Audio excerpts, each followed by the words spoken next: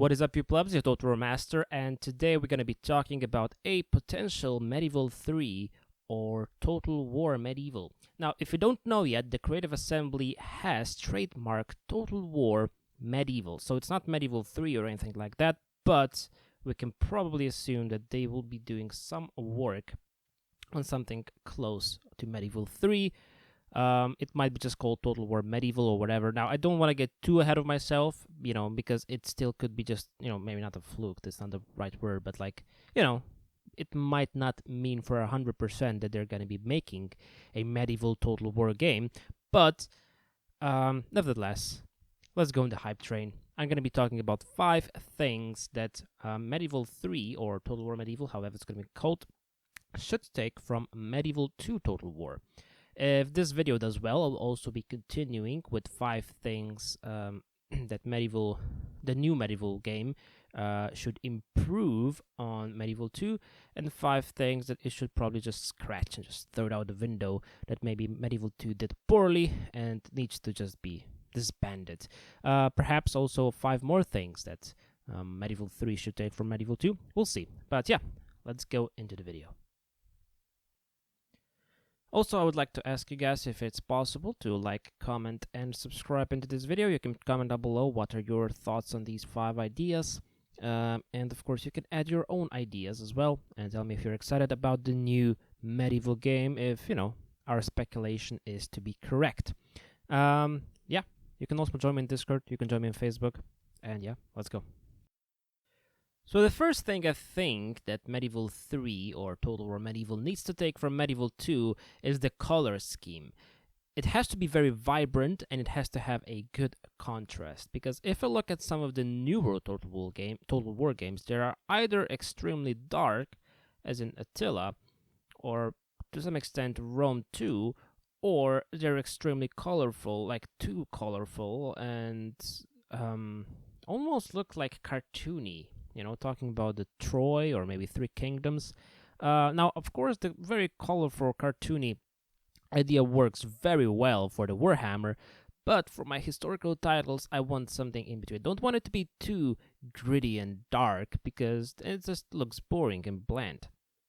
I want the landscape and everything to be relatively dark and to some extent dull, like in Medieval 2, but I want the units to pop out with some good coloring, with some bright colors. Now, I know it might not be 100% historically accurate that all French units are in light blue and white uniforms and are running around, but goddamn, it looks freaking really nice.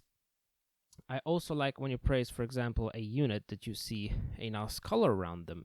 I think in Medieval 2, most of the time, it's either green or purple, depending on, I think, the map that you're playing on. But it looks really nice. It looks vibrant. The units pop out. What I like is that the background, in this case, the landscape and the battlefield, is relatively unsaturated with colors.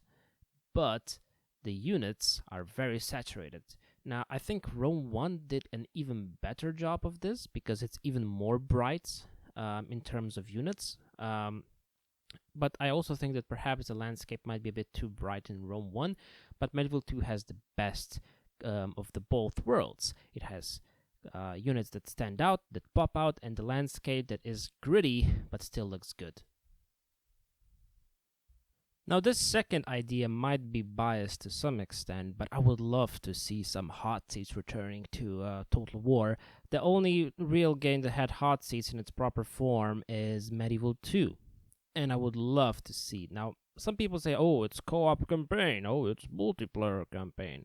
Well, no, it's not. It's totally a different beast if you ask me, because you have a lot of time to do your turn. You can really perfect your turn, and it feels like the excitement of you waiting for that next turn to get, and so you can play it, is just fantastic. And then you can just work on your turn, and I think it's a much better and more, how to say, dynamic experience than a co-op campaign, because a co-op campaign, I think, is too similar to a single player campaign.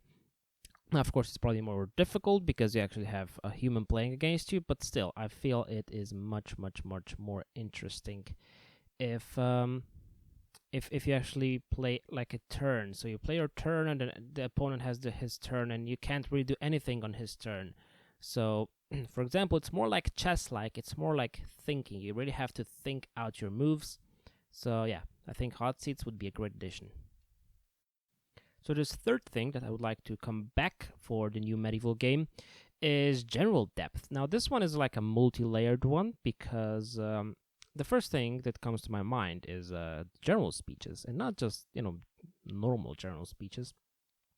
In Medieval 2, the general speeches were different in each scenario, and they were different for its traits that your general had. If he was like extremely well spoken, he would talk very like really nice. And if he was like half drunk, he would be like let's fucking shag their wives and kill their children or whatever. I mean, that sounds, not exactly like that, but along those lines. Of course, that's just the tip of the iceberg. Of course, then you have the traits, and you have the ancillaries, and then you have the general stats like the piety, the command, the chivalry, dread, and authority.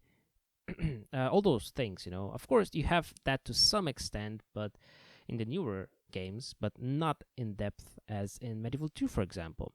You have many traits like can tell a tale, or that he's a drunk, or that he's impotent, or whatever, that he has trouble getting kids, and that actually affects, because then you don't get as many children in the game, which is a big part, because you can get regicided. Another thing, I guess, just like a bonus, you can actually get regicided in Medieval 2, which you can't in the newer games, because all your generals just respawn, or whatever happens. I don't know. It's kind of dumb. Well, not all of them, I think, but some of them just respawn. So, looking through that, I think general depth in general, that's general depth in general, actually is very missing in the newer Total War games, and hopefully is reintroduced in the new one. My next wish might not be realistic, because I think it is connected to the whole engine of the game. But nevertheless, my wish and hope is that actually we would be able to move our armies without the generals, like it was in Medieval 2, because in the newer games, you need to have a general to move the armies around. The garrisons, you can't really control them except with building buildings that then add to the pool of a garrison, and I really don't like that, because it feels really like it just feels so awkward, because if you want one army to go somewhere else just to do a small thing, you have to get like a big army if you don't have another general available over there. And then on the other side, when you would actually also need maybe 5 extra units, you can't do that, because you only have a limit on how many armies you can have. And that is just so annoying. Now, I don't know, I mean, I'm not sure what the idea was of introducing this to the game. I mean, perhaps it was like so you can't steamroll so fast. I don't know. But nevertheless, I still think that all units should be able to move on the campaign map separately. It is a much better mechanic than the one we have right now, because it just feels so awkward and boring, and it just takes such a long time to actually do anything on the map if you have like 2 armies that you can separate. They're like, I don't know, there's an army with 3 units, and you have 3 generals, each on one side of your empire, and then you want to do on, let's say, on the south, you have 1 army, and you have 2 small forces, then you cannot get in the same turn because they're too far apart. But if you were able to separate that army and take half of it to go and attack 1 army and the other half to go and attack the second army, then that would be fixed. But of course, you cannot do this at this point in time with the current Total War games, but you were able to do that in, for example, Medieval 2. And last but not least, we have the unlimited building slots. Something that I freaking hate about the new games again. It's that you can only have, for example, 4 or 6, or maybe, I don't know, maybe there's an instance where you actually can build 10 different buildings, which is horribly annoying and streamlined and stupid. I much prefer the idea that you can build in every settlement whatever you want, well, how many things you want, and it just doesn't limit you, because I feel like the newer games just limit you in so many ways. Medieval 2 was just so more free. Of course, it had some difficulties because of letting you do pretty much everything, but still it felt much better that you can actually do whatever you want on the campaign map. And it's much more fun. It is probably also more realistic because, of course, to some extent, if you have a really small town, you can't build a million things.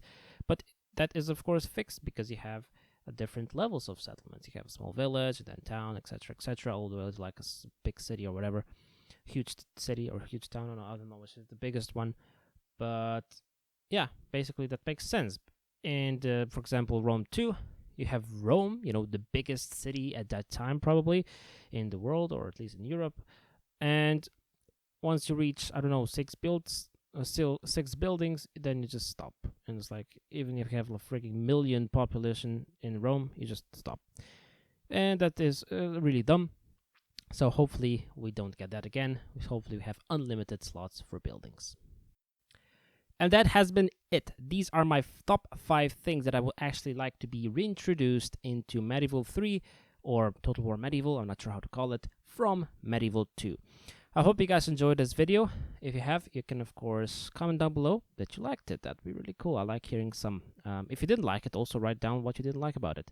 Rate with liking and disliking. If you don't like it, dislike. If you like it, like. You can subscribe. You can join me on Discord and Facebook.